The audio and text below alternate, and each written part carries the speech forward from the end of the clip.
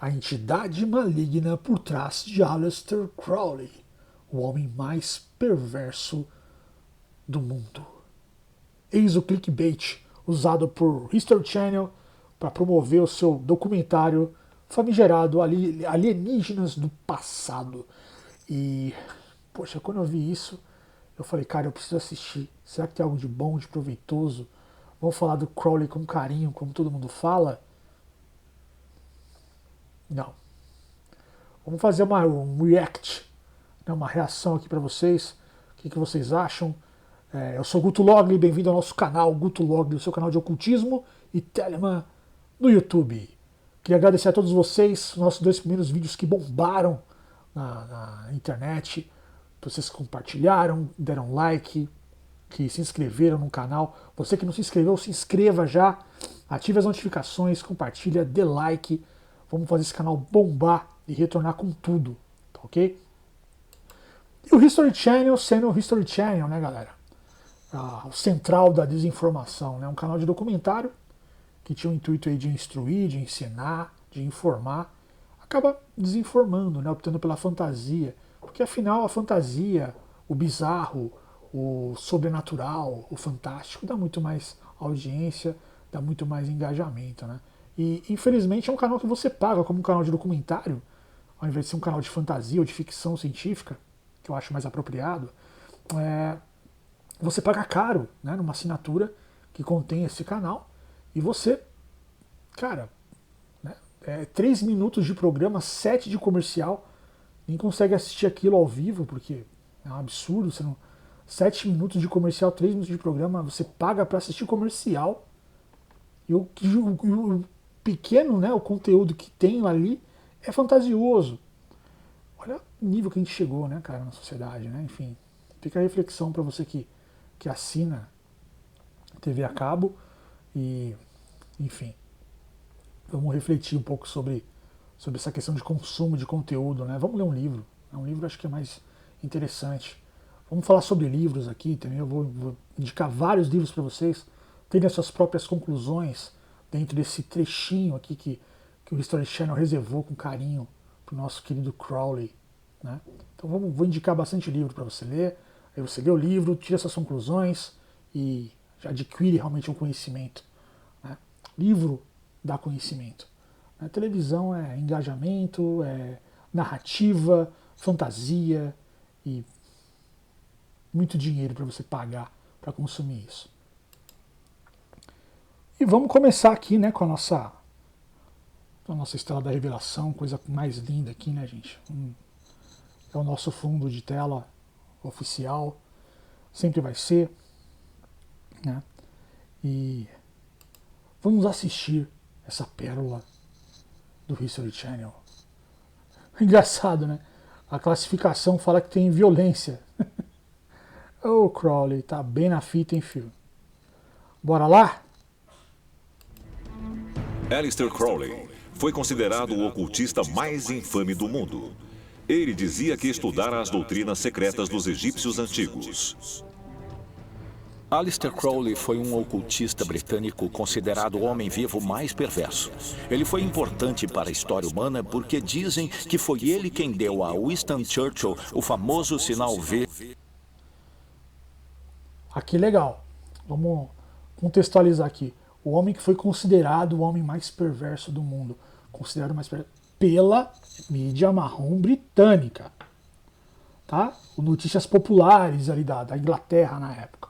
Imprensa marrom é marrom por quê? Porque é fecal, né? Conhecimento fecal. Perfeito? Vamos falar bonitinho para não dar strike. Então, considerado pela imprensa marrom britânica o homem mais perverso do mundo.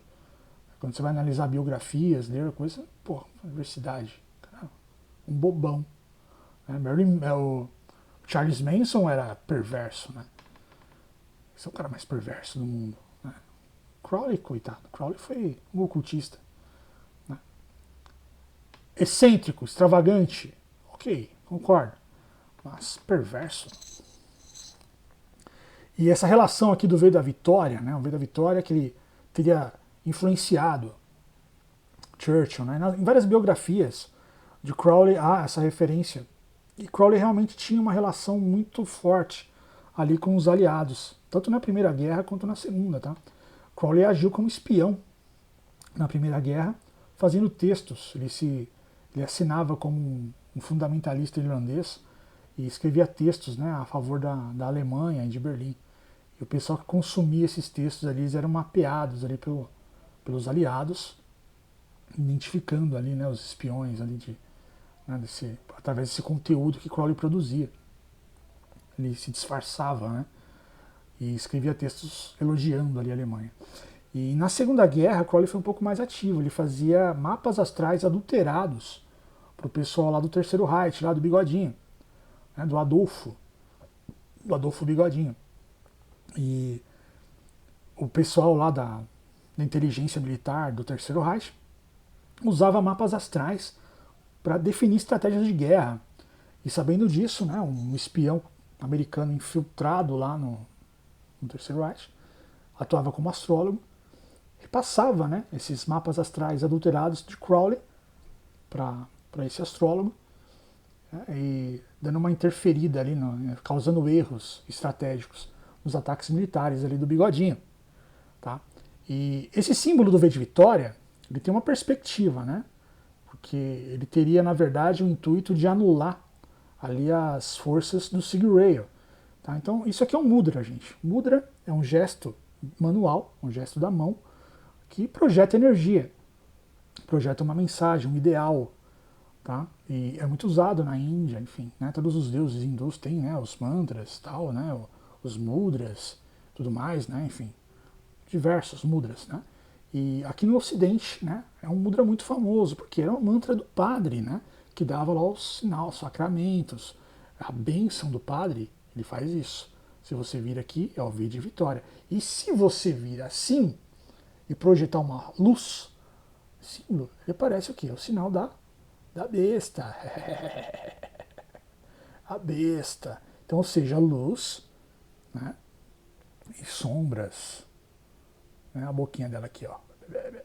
Então, ou seja, é um sinal que inclusive Eliphas Levi, né, popularizou também em desenhos, né, no Dogma e Ritual de Alta Magia, vários livros de Eliphas Levi que tem esse símbolo desenhado, né, que é o símbolo do padre, tá? O símbolo de bênção, de duas formas, tá bom? E, então Churchill usou o sinal da vitória para anular, né, o sinal infame, esse sim infame, né, do Sigil-Rail. Não vou reproduzir esse sinal aqui, mas o Elon Musk fez esse favor para a gente recentemente, então você já vai saber que sinal que é esse, perfeito? O pessoal que está mais, né, enfim, mais antenado aqui na modernidade, tá? Então o Elon Musk fez esse sinal do Sigil-Rail dessa forma. Então, você fez um sinal desse, faz esse que anula tudo, tá ok? Dica do tio Crowley. Bora lá. Isso porque ele era perverso, tá? Isso porque ele era perverso. Olha como é que não se sustenta. Não se sustenta o argumento dos caras. É o cara que magicamente ajudou o Churchill contra o nazismo, né? Contra o Terceiro Reich. E é um perverso. Qual que é a cabeça desses caras do Richard Channel, né? Então, enfim, será que é tão perverso assim? Bora lá? Vamos ver. V de Vitória. E o que nós pensamos que significa. Mas no mundo de Crowley, é um símbolo antigo que foi dado a Churchill para ajudar a derrotar o nazismo e para neutralizar o poder da suástica. A suástica era uma adulteração, né, de um sinal auspicioso lá do hinduísmo, né? Então eles inverteram a suástica, deixaram ela, né, invertida e adulteraram, né, a energia dela, né, dessa forma. E em 1918, o infame Bicho era estiloso, né, cara? Olha, turbante lá na mão, olhar centrado. Bicho, Crowley tinha estilo. Ele pode ser feio, mas ele tinha estilo. O ocultista Aleister Crowley declarou ter contato com uma entidade maligna que ele, na verdade, era Putz, cara, olha o nível do jornal, né, cara? Ou seja, Crowley afirmava ter um contato com a entidade maligna. capaz de descrever a face. Aleister Crowley realizou alguns rituais nos quais... Eu interrompi. Vamos voltar de novo aqui que eu Aleister Crowley declarou ter contato com uma entidade maligna que ele, na verdade, era capaz de descrever à face. Declarou ter contato com uma entidade maligna que era capaz de descrever à face. Quando eu vi isso, eu pensei, poxa, ele vai falar do alienígenas do passado, né? A gente já se compõe. O History Channel perdeu uma chance tão boa assim, de aprofundar um assunto, porque esse lance do intergaláctico dentro das escolas ocultistas, iniciáticas, ele é muito comum, tá? Então, assim, entendemos, sim, que há influência intergaláctica de seres de outras dimensões. Assim, a gente não entende como extraterrestres, né? Porque somos filhos de um mesmo universo, né? Enfim, todo o universo é uma composição só e a gente não entende como externo, mas é tudo, né? Enfim, o universo é infinito, cheio de vida. Então a gente entende dessa forma, em suas várias dimensões, né? Seres com conhecimento maior passam e administram, né? Civilizações menos evoluídas. E isso é muito difundido, né? A gente não fala abertamente, mas é muito difundido, sim, dentro das origens esotéricas. E não seria diferente com Telemann. Não seria diferente com Telemann, porque Crowley teve a influência de escolas esotéricas como a Golden Dawn, a OTO, enfim, várias ordens que utilizam, sim, métodos de meditação com interdimensionalidade, ou seja, você capacitar a sua consciência para observar através, né, de outras dimensões, além da terceira dimensão, você atingir a quarta, a quinta dimensão. Perfeito? Então, há realmente, né, um direcionamento da magia para que haja esse tipo de comunicação. Não é fácil de fazer, tá? Aleister Crowley realizou alguns rituais nos quais ele entrou em contato com um ser chamado Lam. Olha só o nosso cabeçudinho, nosso cabeçulinha. A primeira manifestação de um Grey na história, a primeira, né, representação em desenho de um Grey. Então, o pessoal aí de Varginha, grande abraço para Varginha, Minas Gerais. O pessoal aí isso surgiu aqui com Crowley, tá? Em 1918, tá? E o Crowley escreveu isso no ritual de Amalantrar. Ele possuiu nessa consciência no ritual de Amalantrar. Esse desenho em si não é só foto de um ser interdimensional. Esse desenho, ele é um símbolo com detalhes que, se você de repente inverter esse desenho, você vai perceber símbolos ou ações que não são visíveis aqui a olho nu, a mente consciente normal. Então há mensagens subliminares nesse desenho também. Tá? Não cabe a mim agora aqui profanar esse conhecimento. Porém, ele tem um significado muito mais profundo do que a representação de um Grey, um alien interdimensional. Representa? Sim. Mas tem muito mais coisa aqui nesse rostinho, muito mais sinais e símbolos nesse rostinho que supõe a nossa vã filosofia, tá bom? E Lam é o nome dele. Lam, em tibetano, significa caminho. Lam também, que é o mantra do primeiro chakra, do chakra básico. Tá? Então, dentro da disciplina hindu de magia, o Lam, né, o mantra Lam, é o mantra do chakra básico, ele que regula e ele reorganiza, né, ele realinha o chakra básico, o primeiro chakra, né, que é o contato com a terra, né?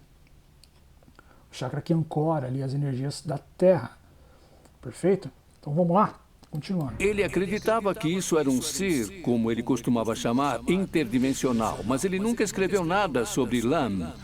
Mentira! Existe um ensaio, inclusive do Diário Mágico dele, que ele escreveu todo o ritual de Amalantrar, como foi escrito, e falando sobre a figura de Lam. Mais uma desinformação aí do History, tá? Então pesquisem, dá um Google, galera. Vai no Google lá, ritual de Amalantrar, tá?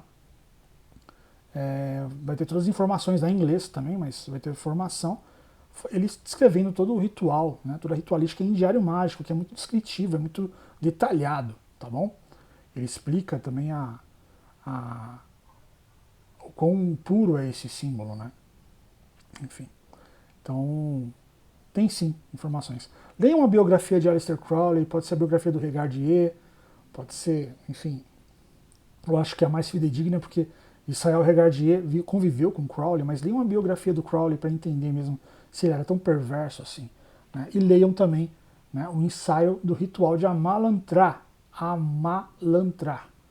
Deixa aí, anotem o termo, digitem no Google que vocês vão perceber. Vão entender a essência desse símbolo. O que é curioso, porque ele escreveu bastante sobre alguns de seus outros rituais. Pode ser que isso o amedrontou e ele não quis encorajar outras pessoas a fazer o mesmo. Viajou. Deixou todo o ritual ali detalhado, sabe? Tipo, o diário mágico que nós utilizamos, nós na magia telêmica, utilizamos o ritual aliás, o diário mágico como uma ferramenta para descrição dos rituais de maneira detalhada. Resultados ou não resultados, impressões, visualizações, tudo, ficar tudo ali no. Então ele deixou isso, né, para a humanidade, sim. O que ele estava enxergando? De onde essa criatura veio? Quem sabe, mas não parece ser humano. Não parece ser humano, né, parceiro? Não parece. Parece ser mais um extraterrestre. Lam se parece muito com um alienígena Grey. Isso é um fato. Ou seja, foi a primeira representação de um Grey. Então, antes de ter lá os incidentes de Roswell e tal, né? Enfim, que foi o primeiro, né? Realmente primeiro relato ali, firmemente ali, registrado, inclusive pela Força Aérea Americana e tudo mais, foram registrados mesmo, né? Então, foi um dos primeiros relatos ali, né? Então, ou seja, foi em Roswell. Roswell acho que foi na década de 50, final de 40, não sei. Desculpem, eu não sou ufólogo, tá? Quem tiver pode deixar no comentário. Mas, em 1918 já tinha a representação de Lam como ser interdimensional, ou seja, uma existência fora dessa dimensão. Não vou nem falar fora da Terra, estou falando fora da dimensão, tá? Isso é diferente. Porque mesmo na Terra há vidas em diversas dimensões. Não essencialmente humanas, mas são vidas, são seres que vivem em diversas dimensões. Então, um pouco mais profundo que isso, um pouco mais que interplanetário, tá bom? E, de certo modo, ele parece um dos atonistas, como Akhenaton, ou seus filhos, que têm cabeça grande e estendida. Então você tem que se perguntar, este Lam é, na verdade, algum alienígena Grey que apareceu ao Crowley? E esses alienígenas Grey apareceram no decorrer da história? Aí vem a composição aqui do documentário. Até aqui tá legal. Essa parte ainda tá nessa questão da interação interdimensional entre seres de outras dimensões e seres humanos através da magia. Aqui tava legal, cara. E tava num ritmo. Aí começa a baixaria. Pasadena, Califórnia, 1946. Em uma mansão na Milha dos Milionários, o cientista e fundador do laboratório de propulsão a jato Jack Parsons e o fundador da cientologia, L. Ron Hubbard, resolveram praticar os rituais mágicos de Aleister Crowley.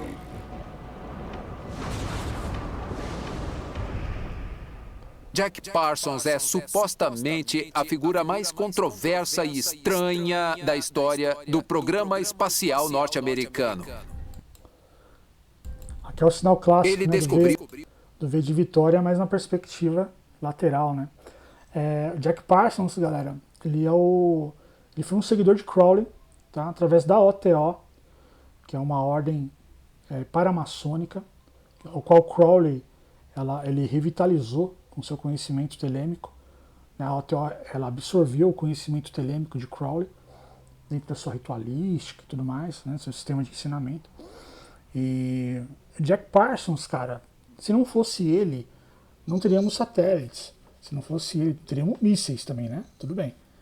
Então, ele que fez todo o sistema de propulsão, ele que inventou o sistema de propulsão, né, da NASA. Não era NASA ainda na época, né? Era um outro nome. Veio a ser NASA depois da morte de Jack Parsons. Mas ele que estudou qual tipo de combustível que era necessário para tirar um objeto da Terra para o espaço. Ou seja, se não fosse Jack Parsons, a gente não saberia como seria o espaço. Né? Confirmações da Terra redonda, né? Fotografias, Hubble, James Webb, satélite, GPS, cara, Jack Parsons, telemita, ele teve um papel significativo dentro da tecnologia humana, tá? Ele cometeu alguns erros rituais? Cometeu, tá? Porém, Jack Parsons não interagiu diretamente com o Lan, tá? O trabalho de Jack Parsons, ele foi muito centrado no sagrado feminino. O que seria esse sagrado feminino? O sagrado feminino relacionado a Babylon. Temos um vídeo falando sobre Babylon aqui no nosso canal, um vídeo bem antigo, mas bem atemporal. Vocês podem assistir, tá aqui no nosso canal. Eu vou deixar também nos cards para vocês assistirem, tá?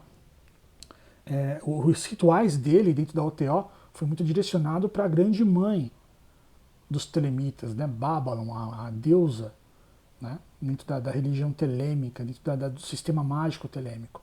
Então não foi nada direcionado com o Lan. Então aqui foi outra viagem também, porque o cara tá ligado à NASA, propulsão espacial, vamos ligar aqui com o Lan e fazer uma salada. Não, nada a ver uma coisa a ver com a outra, tá? Jack Parsons não teve nenhum contato direto com o Lan, nunca mencionou Lan em nenhum dos escritos dele, tá bom? O trabalho de Aleister Crowley e a sociedade secreta conhecida como Otto, ou a Ordem dos Templários Orientais. E o Parsons ficou muito interessado no que podemos essencialmente chamar de magia negra e satanismo. Putz, cara, aqui começa a viagem do negócio. Aqui começa a viagem do negócio. Porque assim, magia negra e satanismo. O cara já chega e já dá uma quebrada ali, né? Já sai do lance ali do científico, do magístico, e já dá uma carimbada. Crowley nunca foi um satanista. Crowley nunca foi um satanista. Jack Parsons, consequentemente, jamais seria. Afinal, ele é seguidor de Crowley. Perfeito? Crowley, ele tinha um posicionamento de oposição ao cristianismo. Ele questionava as raízes cristãs e a forma com que ela se instaurou no mundo e colonizou o mundo de uma certa forma, principalmente o Novo Mundo. Perfeito? Então Crowley, ele tinha uma atitude de questionamento ao cristianismo, mas nunca cultuou Satã. Não tem nada nos textos de Crowley, a não ser de forma simbólica ou até tirando sarro, que mencionassem Satã em alguma coisa nesse sentido, mas nada, nenhuma adoração. Afinal, para você acreditar em Satã, você tem que acreditar em Cristo. Porque Satã é uma figura cristã. Ah, Guto, mas é citado lá do hebraico, Shaitan, não sei o quê. Ok, mas no hebraico, né, no pessoal do judaísmo, eles veem Shaitan como uma força de oposição, não como um ser. Não como um ser. Ele assumiu a função de ser com o cristianismo na Idade Média, ganhou chifres, ganhou rabinho, ganhou tridente lá. Na Idade Média com os cristãos. Então, para você acreditar para você ser satanista, você tem que entender que o cristianismo, o quê? Ele é uma base convincente de estudos. Ah, mas tem o satanismo paracientífico.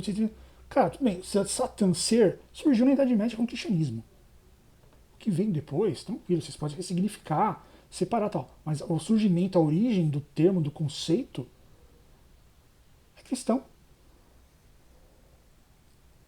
É cristão.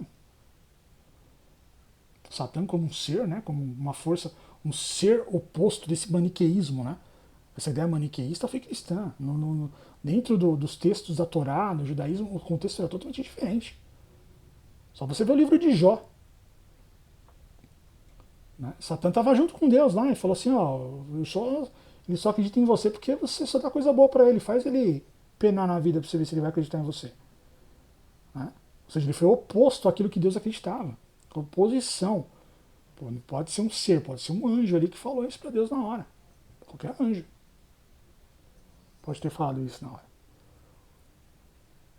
Ou você dá a opinião que Satã também está andando junto com Deus no céu, com livre acesso, para chegar lá e tirar uma com a cara de Deus ali na hora.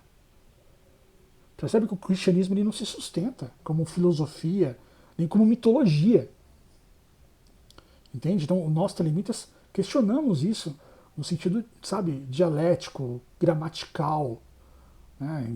Temos que entender o hebraico, o grego, principalmente você vai falar do cristianismo, né? O grego, porque não existe nada cristão em grego, em hebraico. Tudo em grego. Foi para a Grécia e começou lá um movimento cristão baseado num cara ali do Oriente Médio. Tá? Então não tem nada...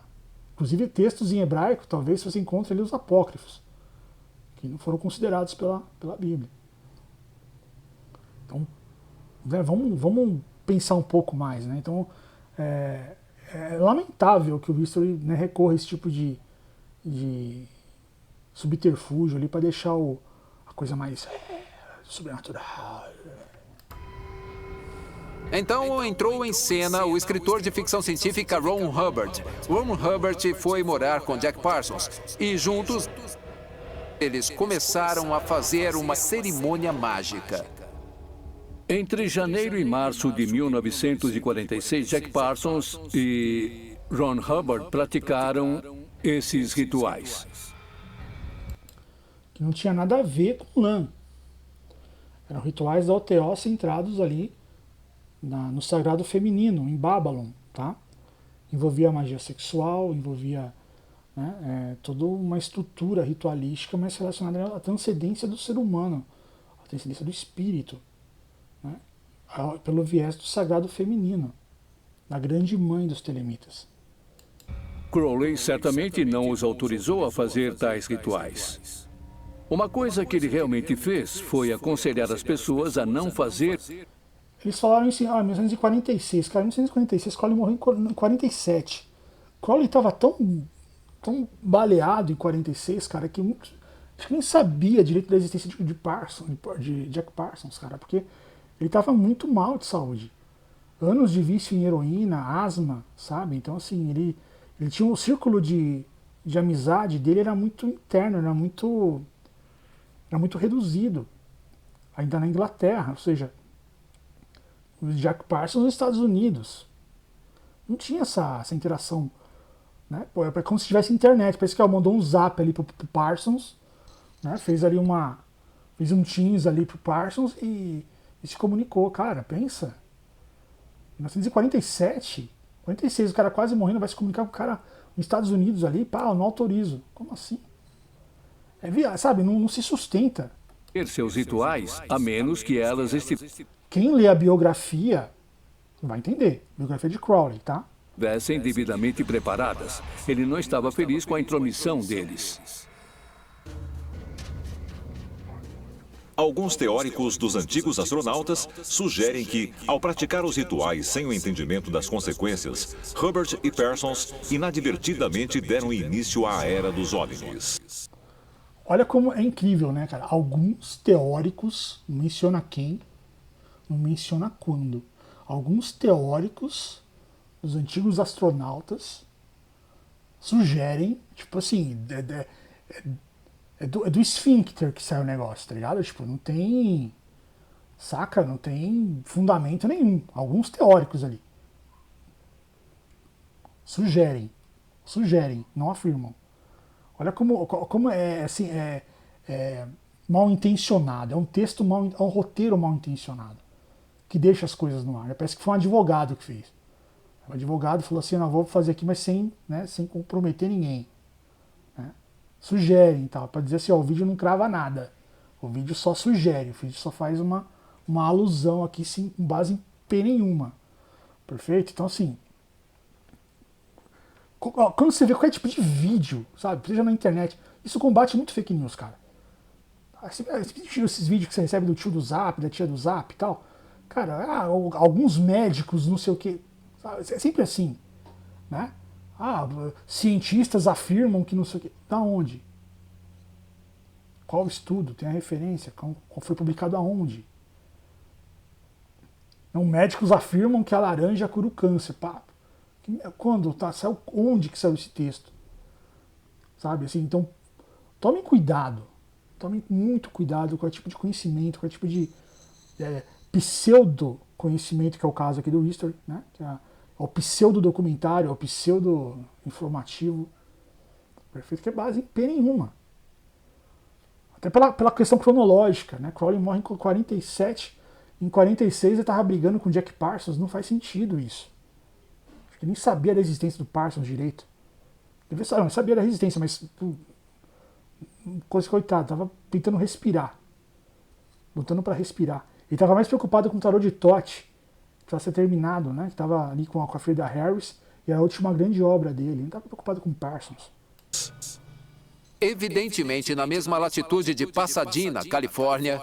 Se você pegar essa linha ao redor do globo, encontram-se a queda de Roswell, que aconteceu no ano seguinte, 1947, e muitos outros avistamentos de OVNIs e quedas que ocorreram por todo o mundo.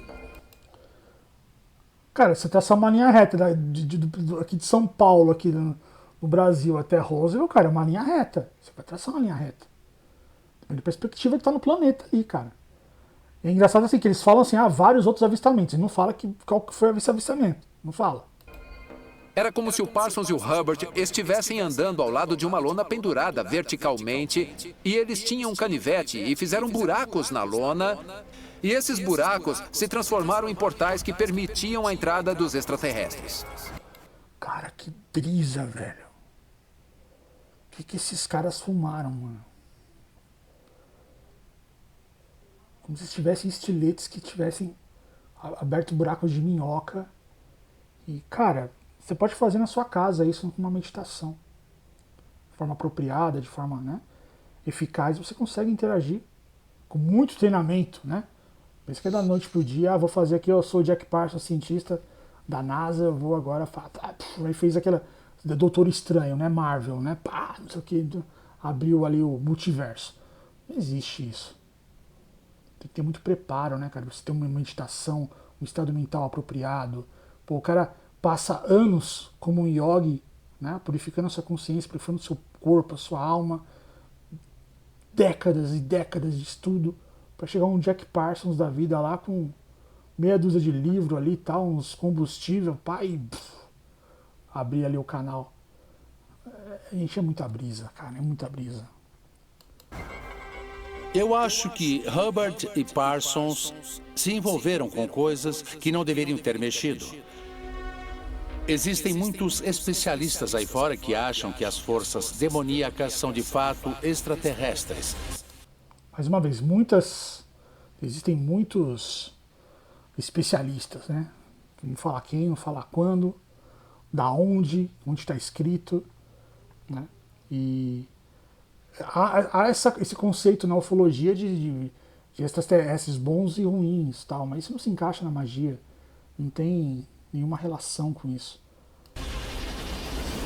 Então, vai saber o que esses dois fizeram e invocaram, mas sempre houve rumores de que os dois estavam envolvidos com OVNIs e coisas estranhas desse tipo. E eles podem ter aberto uma entrada, um portal para se comunicarem com essas coisas. Cara, nunca teve um texto do Jack Parsons. Outra sugestão para vocês. Dá um Google, textos de Jack Parsons. Não teve nada falando. O Jack Parsons, ele nunca, nos textos místicos dele, ele nunca colocou nada relacionado às suas obras na NASA, em propulsão a jato, nada. Não teve uma relação. Se você ler as obras de Parsons, é tudo muito religioso, sabe? Tudo muito litúrgico. Não tem nada a ver com científico. Inclusive, se você lê os textos, nem parece científico. Não parece um cientista escrevendo, parece mais um poeta. Tá? Então, assim, é muita brisa, sabe? Vamos pesquisar um pouco mais, vamos ler um pouco mais, se aprofundar um pouco mais, né? Eu ouvi falar de Crowley no History. Porra, brisou, cara. Brisou bonito, né? É bom a gente ter um pouco... Tem também a biografia, tem uma série de Jack Parsons que está no Paramount. Strange Angel. Strange Angel, assistam essa série, ela fala sobre Jack Parsons e a relação dele com a OTO. E a questão também da propulsão a jato, como que foi a luta dele para conseguir. E o quão importante foi isso para a humanidade. No sentido tecnológico, né? Podermos, né, conquistar o espaço. Ou seja, se não fosse Parsons, não teríamos ido para a Lua, sondas em Marte, fotos de Plutão e tudo. Não seria possível sem Jack Parsons. Então, ou seja, ele é um cara muito mais importante do que foi decretado aqui pelo History. Acho que eles podiam ter um pouco mais de bom senso, né? Um roteiro um pouco mais honesto, né? Sem ser tão sensacionalista. Vamos ver como eles terminam. Termina. Enfim. Diversão para pessoas pobres de conhecimento. Pessoas vão assistir isso aqui e vão comprar. Eu não tenho dúvida disso. própria história de Crowley foi assim, né? Mas só se você comprar o absurdo, o bizarro, do que você entender realmente a história das coisas. Então, assim, leiam a biografia de Crowley, leiam a biografia de Jack Parsons, entendam, né? O ritual de Amalantrak, que Crowley, né, descreveu passo a passo esse ensaio, não foi publicado, mas foi uma publicação interna, mas que está disponível na internet em inglês, né? O ritual de Amalantrak de 1918, tem tudo lá com o texto do Lam, a simbologia dele, o porquê do ovo, né? O símbolo oval da cabeça dele, a importância do símbolo oval, que Crowley impregnou por todo o tarô de Thoth, entender a essência desse símbolo, do ovo, tá? E que Lam, ele tem muito mais simbologias naquele rostinho bonitinho que vocês viram lá pintado, e de forma subliminar, tem muito mais mensagem ali do que só a foto de um Grey. Tá? Então, estudem mais, se aprofundem mais, e um grande abraço. Deixa o seu like, comenta, compartilha. Grande abraço, 93.